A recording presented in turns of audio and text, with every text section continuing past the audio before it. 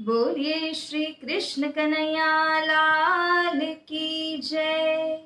श्री सतगुरु महाराज की जय। श्री प्राणनाथ प्यारे की जय। समस्त सुंदर साथ की जय।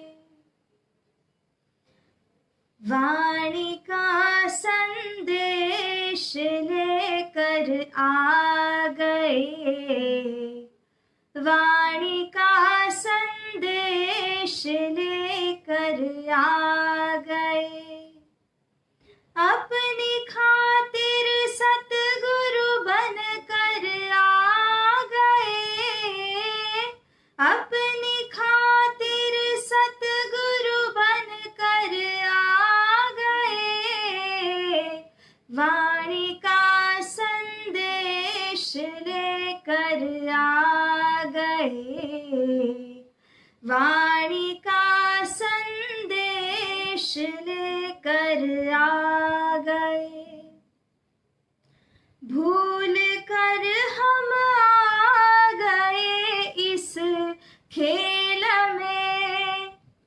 भूल कर हम आ गए इस खेल में। नींद में थे हमें जगाने आ गए। नींद में थे हमें जगाने आ गए। अपनी खातिर सतगुरु बन कर आ गए। अपनी खातिर सतगुरु बन कर आ गए। वाणी का संदेश लेकर आ गए। वाणी का संदेश लेकर आ गए। जब से आए मंगल करता सतगुरु। जब से आए मंगल करता सतगुरु। हर तरफ खुशियों के बादल छा गए। हर तरफ खुशियों के बादल छा गए। अपनी खातिर सतगुरु बन कर आ गए। अपनी खातिर सतगुरु बन कर आ गए। वाणी का संदेश लेकर आ गए। वाणी का संदेश लेकर आ गए। बोलिए श्री सतगुरु महाराज की जय। श्री प्राणनाथ प्यारे की जय। प्यारे श्रद्धा सुमन धामस्थ सभी सुंदर साजी को रचिता सखी का कोटि कोटि प्रेम प्रणाम। लाडले सुंदर साजी, श्रीमुख वाणी चर्चा के इस सत्र में हम आप सभी पुनः उपस्थित हुए हैं और आज इस प्रकरण के अंतिम 4 चौपाइयों के ऊपर हम चर्चा को श्रवण करेंगे। तो आइए श्री राज श्यामा जी की आज्ञा लेते हुए, वंदना करते हुए इस सत्र को आगे बढ़ाते हैं। प्रथम लागू दो चरण को, धनिये न छुड़ायो क्षिना। लांक तले लाल एडिया, मेरे जीव के एहि जीवना। मेरे जीव के एहि जीवना। इन पाँव तले पड़ी रहूं, धनी नजर खोलो बातु न। पलना वालों निरखो नेत्रे, मेरे जीव के एहि जीवना, मेरे जीव के एहि जीवना। बोलिए श्री कृष्ण कन्हैया लाल की जय। ब्रह्मलीन 108 श्री दीनदयाल जी गुरु जी के पावन चरणों में कोटि कोटि प्रेम भर से वंदना करते हुए आप सभी सुंदर साथ जी को पुनः एक बार प्रणाम। सुंदर साथ जी इस चौपाई को दोहराते हुए मजल को प्रारंभ करेंगे। फुरमान कहे गिरो साहेदी, देसी कारण पैगंबर, सब कहसी मोहम्मद का देखिया, तब कुफर तोड़ सी मुनकर, तब कुफर तोड़ सी मुनकर। बोले श्री प्राणनाथ प्यारे की जय। बहुत ही सुंदर वाणी चर्चा और इसके अंदर श्री इंद्रावती सखी के जो एक एक चौपाइयों के माध्यम से कथन है, जिनके अंदर अब तक हमने श्रवण किया कि किस प्रकार से गिरोह यानी कि ब्रह्म सृष्टि की जो जमात है, इन गिरोह का जो महत्व कहा गया है और गिरोह के जो सिरदार शिरोमणि श्री श्यामा महारानी श्री इंद्रावती सखी हैं, इनको किस प्रकार का महात्म्य है, इसके विषय हमने अब तक सुना है। अब पुनः इस चौपाई के अंदर श्री प्राणनाथ जी यहाँ पर फुरमा रहे हैं, करे पाक जिमी आसमान को, ऐसी बुजरक गिरो सोए। जिस गिरोह यानी कि ब्रह्म सृष्टि की जमात का वर्णन यहाँ पर श्री प्राणनाथ जी कर रहे हैं, उनके विषय कहते हैं कि ये जो गिरोह है वो इतनी बुजरक गिरोह है, ऐसी श्रेष्ठ में श्रेष्ठ गिरोह कही गई है, अर्थात की जमात कही गई है कि इस जमात के कारण पाक हो जाएंगे जमीन और आसमान। अर्थात यहाँ पर जमीन कहने से जो मृत्युलोक और उसके तले के जो लोक आए हुए हैं, आसमान कहने पर मृत्युलोक से परे जो 7 लोक एवं अन्य जो सारे लोक भूमिकाएं बनती हैं, इन सब को इंकित किया गया है। इस गिरोह के अंदर इतनी शक्ति समाई हुई है, इतना बल, इतना तेज श्री राजी ने प्रदान किया हुआ है कि इन गिरोह के प्रताप से यहाँ के जिमी तथा यहाँ का आसमान जो है वो पाक हो जाएगा, अर्थात के पवित्र हो जाएगा। क्योंकि सुंदर साथ जी ऐसे ऐसे 14 लोक रूपी जो ब्रह्मांड है वे तो पहले से ही बनते आए हैं, लेकिन ये जो सारे बनते थे वे तो अक्षर भगवान के कादर के कुदरत के द्वारा बनते थे, और इसीलिए जो बनता है सो मिटता है, जो बनाते थे उसको फना भी कर देते थे, वह अखंड कभी नहीं होता था। इसीलिए इनको बाजीगर के कबूतर भी कहा है जो संसार के अंदर उत्पन्न हुए हैं। तो प्यारे सुंदर साथ जी ऐसे ऐसे असंख्य ब्रह्मांडों की रचना अक्षर भगवान के द्वारा होती ही आई थी, किंतु ये सारी रचनाएं कभी अखंड नहीं हुई थी, परंतु क्योंकि इस वक्त इस संसार के अंदर ब्रह्म आत्माओं का आगमन हुआ है, इस नारायणी सृष्टि के 14 लोक के मध्यस्थ मृत्युलोक के अंदर, यही कारण है कि यहाँ अवतरित हुई ब्रह्म सृष्टि की शक्ति से, बल से यहाँ के जमीन और आसमान सभी पावन हो जाएंगे। और ऐसा इसीलिए कहा है क्योंकि जो नश्वर था उसको अमरत्व प्रदान किया गया है।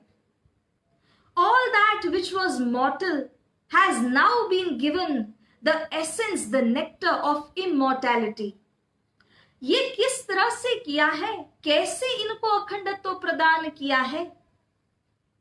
इसीलिए श्री इंद्रावती सखी फुरमाती है, ब्रह्म सृष्टि को ऐसो नूर, जो दुनिया थी बिना अंकुर, ताए नए अंकुर जो कर, किए नेह चल देख नजर। ये जो ब्रह्म आत्माएं हैं, उनके अंदर श्री राजी महाराज का नूर है, उन्हीं का तेज बल, उन्हीं की शक्ति विद्यमान है। और इसी नूर के कारण क्या हुआ, जो दुनिया अंकुर रहित थी, जिनके अंदर अखंडत्व तो नहीं था, सच्चिदानंद का बीज या अंकुर उनमें नहीं था, ऐसे जीव सृष्टि, ऐसा जो ब्रह्मांड है वो तो त्रिगुणात्मक ब्रह्मांड था, और 3 गुण उत्पन्न होकर के नाश होने वालों को कहा है।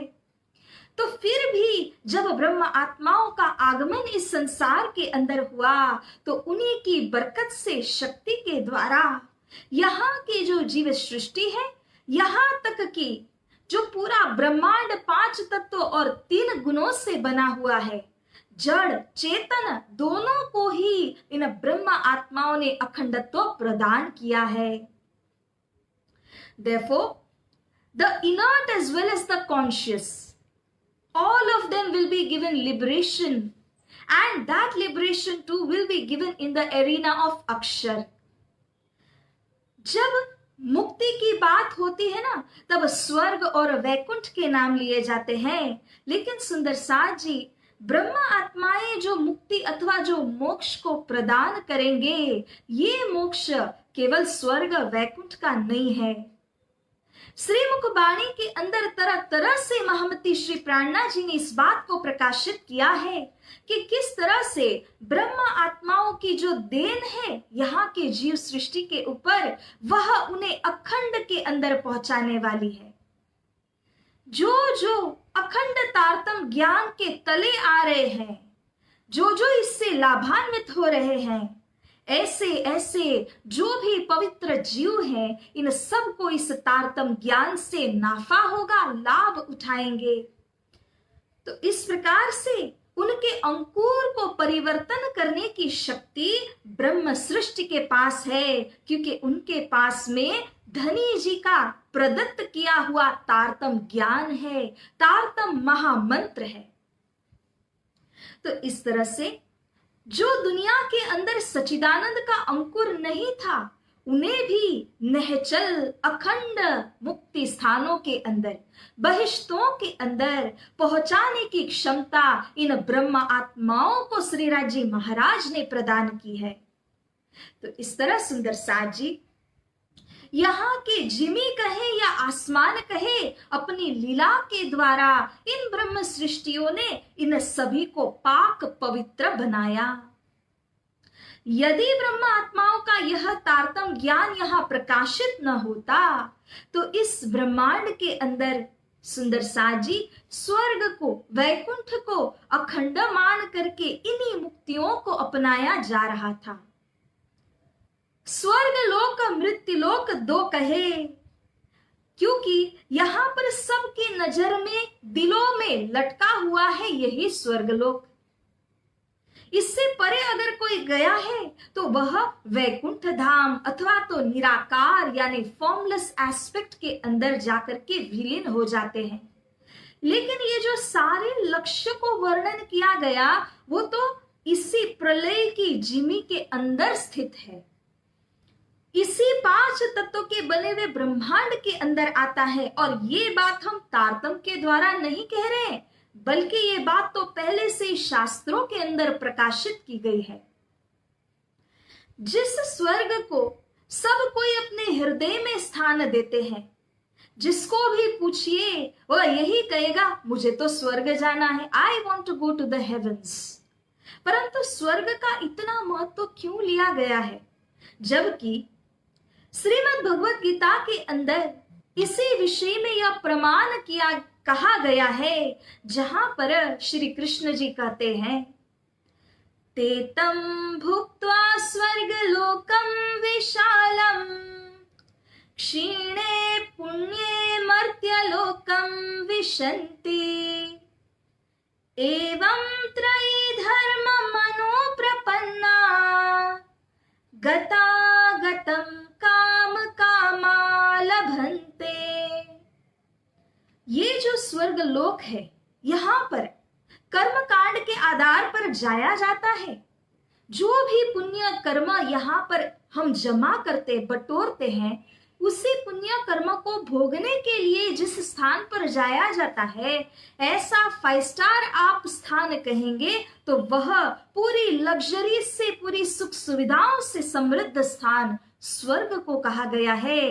परंतु गीता में कहते हैं कि ये जो स्वर्ग रूपी स्थान है वो कब तक, जब तक यहाँ आपके जमा किए हुए कमाए हुए पुण्य राशि है, पुण्य फल जो है, उससे आप वहां उपभोग नहीं कर लेते, तब तक वह स्वर्ग के अंदर रह सकते हो। और उसके पश्चात पुनः यहाँ मृतलोक के अंदर में आना ही होता है।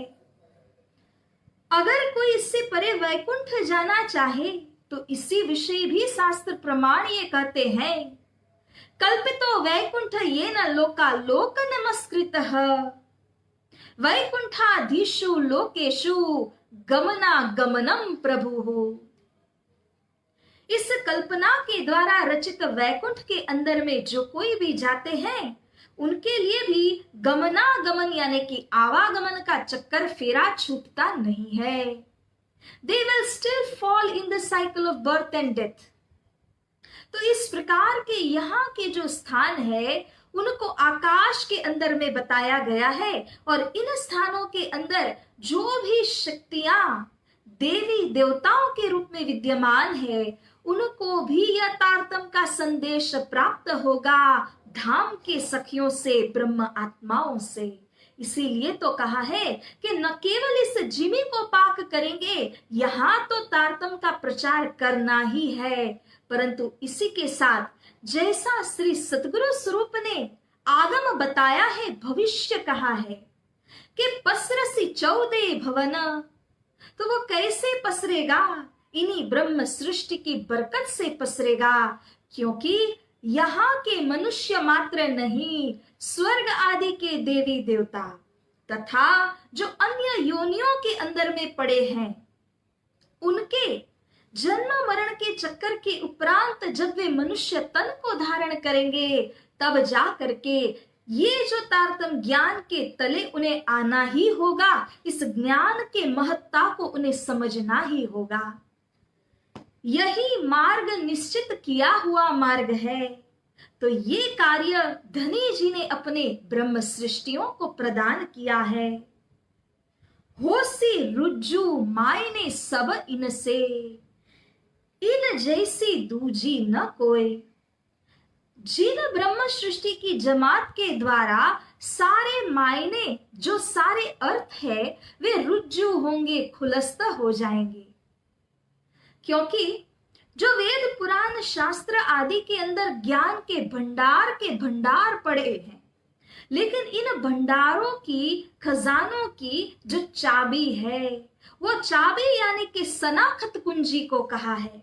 वो चाबी यानी मास्टर की को कहा है कि जिसके द्वारा कोई भी प्रकार की आटी घुटी खुल जाती है। और ऐसी सनाखत कुंजी बेशक इलम इन ब्रह्म सृष्टियों के पास में है। धनी जी ने ही इनको यह प्रदान किया हुआ है। तो सारे जो वेद शास्त्रों के अर्थ को खुलस्त करने की जिम्मेदारी कहें, वह सब किनके सिर पर है?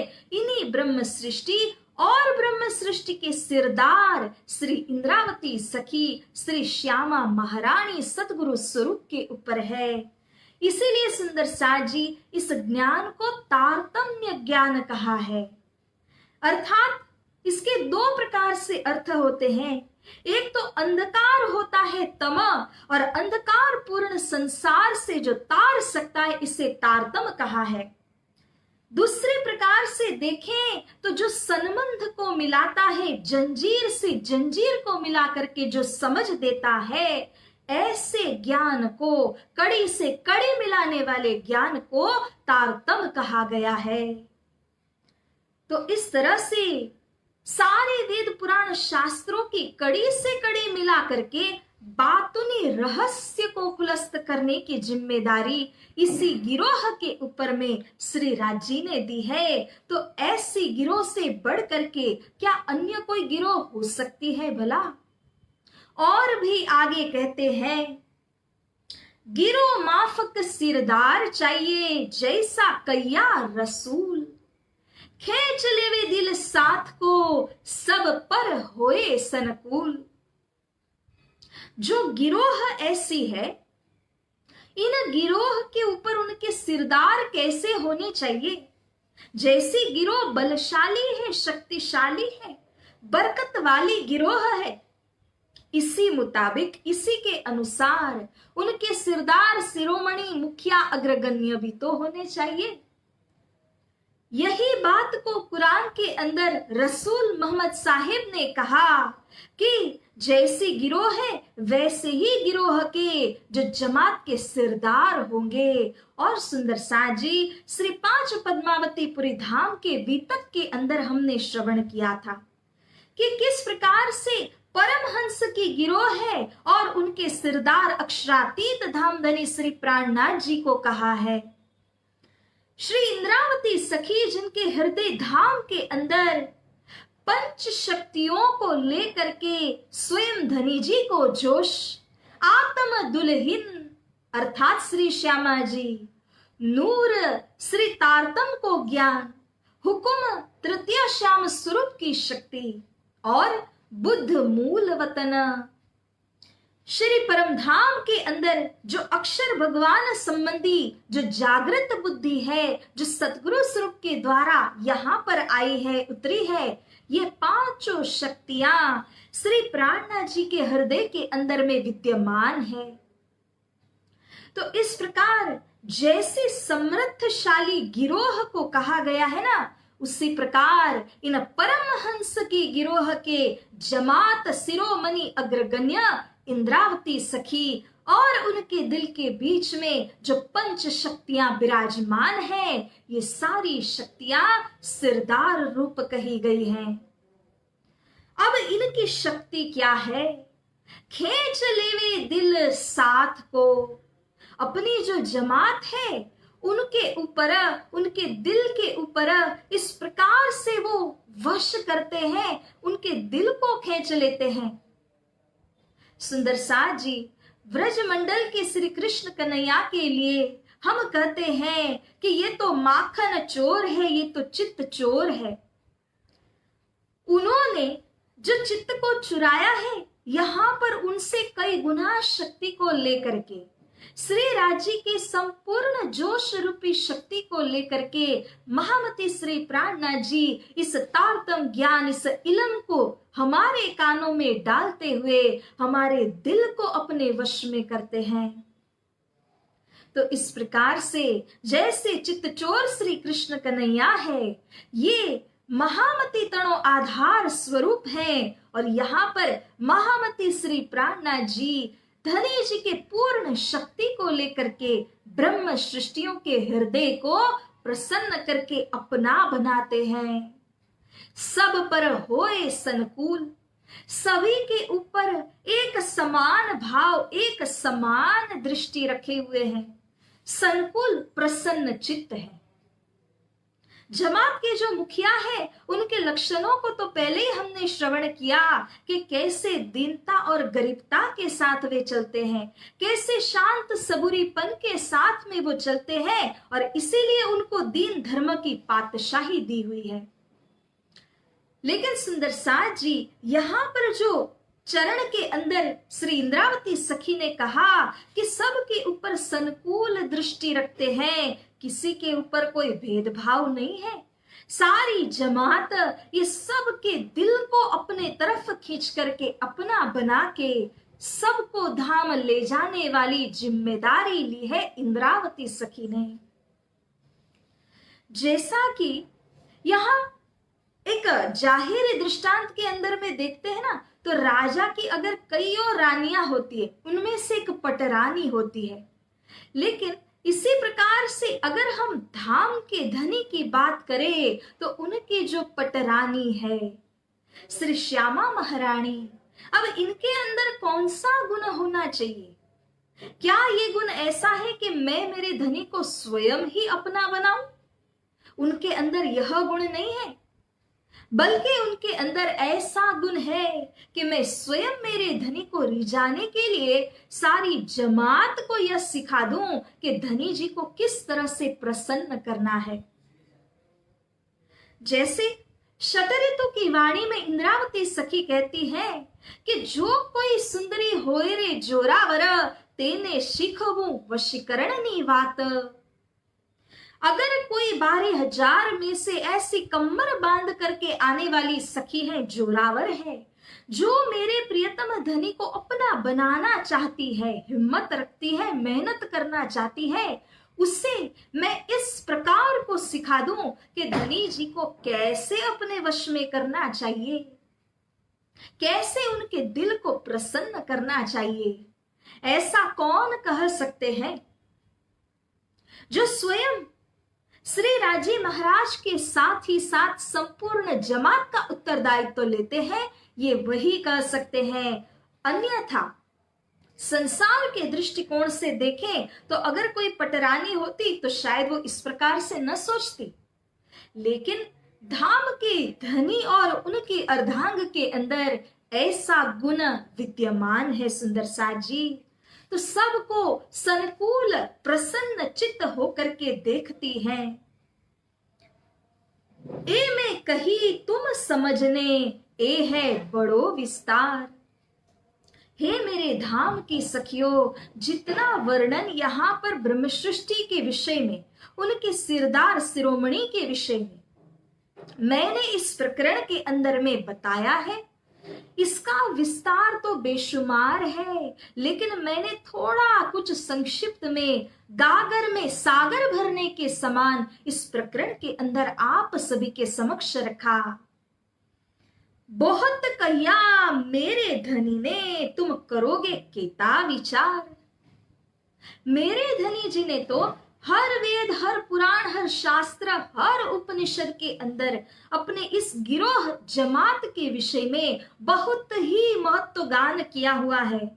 इस गिरोह की बड़ी बड़ाई को इस प्रकार से बताया हुआ है, लेकिन मेरे धनी ने जिस भाव से कहा, जिस तरह से शास्त्रों के अंदर में लिखा गया है, वह तो हम स्वयं ही अध्ययन कर सकते हैं। ज्यादा से ज्यादा इस वाणी के प्रकरण के अंदर में कितना कहूं, मैंने तो गागर में सागर भर करके प्रस्तुति कर दी है।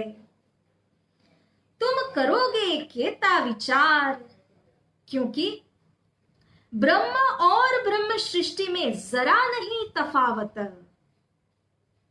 जो ब्रह्म यानी कि श्री राजी महाराज का स्वरूप है और उनके अंग ब्रह्म सृष्टियों को कहा गया है, इनके अंदर में जरा सा भी तफावत नहीं है। क्योंकि जैसे महासागर के अंदर से आपने एक लोटा जल का ले लिया तो वह जल ही तो है, महासागर के अंदर भी जो था वह जल ही है, और आपके पास में जो आया है वह भी जल है, वो उससे अलग नहीं है, उसी का एक अंग है। ठीक इसी प्रकार से धाम के धनी की शक्ति, उनके गुण और उनके अंकुर को लिए हुए ये जो ब्रह्म आत्माएं हैं, उनमें और श्री राज्य के अंदर कोई अंतर नहीं है। ये तो श्रीमुख वाणी में इंद्रावती सखी कहती हैं। ले साख धनी फुरमान की, महामत कहे पुकार। तो यहां इस प्रकरण के अंतिम चौपाई के अंदर सारांश प्रस्तुत करते हुए हमें श्री इंद्रावती सखी कहती है कि मेरे धाम धनी ने जो जो साक्षियां विभिन्न ग्रंथों के अंदर में प्रस्तुत की है, इन सभी साक्षियों मध्य प्रत्यक्ष प्रमाण कुरान को कहा है।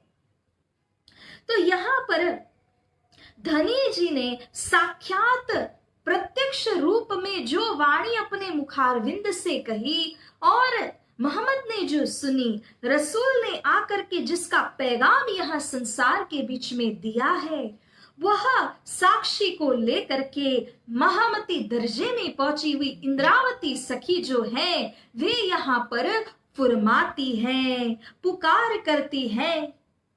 समझ सको सो समझियो, या यार या सिरदार। ये सारे प्रकरण के अंदर ये सारा विवरण जो समझा दिया कि परमधाम में सुहागिन किसको कहा जाएगा, उनके लक्षण क्या होंगे, ये सुहागनियों की जमात के शिरोमणि के लक्षण क्या होंगे, कैसे जमात और ये शिरोमणि जुड़े हुए हैं, ये सारे प्रसंगों के ऊपर प्रकाश डालने के उपरांत यहाँ पर कहा कि समझ सकते हो तो अपने दिल के आंखों को खोल करके, दिल के कानों से श्रवण करते हुए अपने आत्मीय बुद्धि से इसका विवेचन कीजिए। या यार या सिरदार, अगर आप सिरदार शिरोमणि सखियों में हो जो इस तारतम ज्ञान को आगे संचारित कर रहे हैं, फैला रहे हैं, अगर ऐसे तामस सखियों के अंदर, सिरदार सखियों के अंदर में आप हो, तभी भी, और यदि यार यानी कि जो फॉलोअर्स होते हैं, अनुयायी होते हैं, जो इस ज्ञान को लेकर के, इसकी महिमा को समझ करके अपनी आत्म को जागृत करते हैं, अपने रूह को इसका खुराक दिन रात जो पहुंचा रहे हैं, ऐसे यारों के अंदर में अगर आप हो तो भी इसके ऊपर विचार करना अनिवार्य है। क्योंकि सुंदर साज जी, समझ सको सो समझियो, समझे बिना सुख पार को नाही, जो उद्यम करो कई लाख, तोलो प्रेम न उपजे पूरा, झोलो अंतर न देवे साख। यहां पर जो समझ के आधार पर प्रेम आता है, उस प्रेम की एक बूंद भी आ जाए ना, तो वह भी इस संसार से तार देती है, क्योंकि उस प्रेम के अंदर दृढ़ता है, एकाग्रता है, उस प्रेम के अंदर यह मजबूती का गुण होता है। तो लाडले सुंदर साज जी, श्री इंद्रावती सखी समझने के ऊपर बहुत ही यहाँ पर जोर डालते हुए, she gives a lot of emphasis on understanding and comprehending this Tartam knowledge. But remember, we have to understand this, comprehend this knowledge with the intellect of the soul. आत्मीय बुद्धि से इसको विवेचन करना है। शारीरिक बुद्धि जो है वह लौकिक कार्यों के अंदर का विवेचन कर लेती है, लेकिन जो आत्मा की बुद्धि से विचार करते हैं, तब इन चौपाइयों के मर्म और इनकी गहराइयों तक हम पहुंच पाते हैं। तो लाडले सुंदर साज जी, इसी के साथ इस किरंतन ग्रंथ के 95th प्रकरण सोई सुहागिन धाम में जो करसी इत रोशन, इस प्रकरण की चर्चा को हमने आद्योपांत श्रवण किया है और धाम धनी के हुक्म, उनकी कृपा के द्वारा इस वाणी चर्चा को यूं ही आगे बढ़ाएंगे। नए नए ग्रंथ और नए नए जो प्रकरण है, जो हमारी आत्मा को खुराक देने वाले हैं, इनके द्वारा इस वाणी चर्चा को हम आगे बढ़ाएंगे। तो लाडले सुंदर साज जी, इसी के साथ आज के मजल को हम यहीं पर विराम देते हैं। या यार या सिरदार, ले साख धनी फुरमान की, महामत कहे पुकार, समझ सको सो समझियो, या यार या सिरदार, या यार या सिरदार। बोलिए श्री कृष्ण कन्हैया लाल की जय, श्री सतगुरु महाराज की जय, श्री प्राणनाथ प्यारे की जय, समस्त सुंदर साथ की जय। प्रेम प्रणाम सुंदर साथ जी।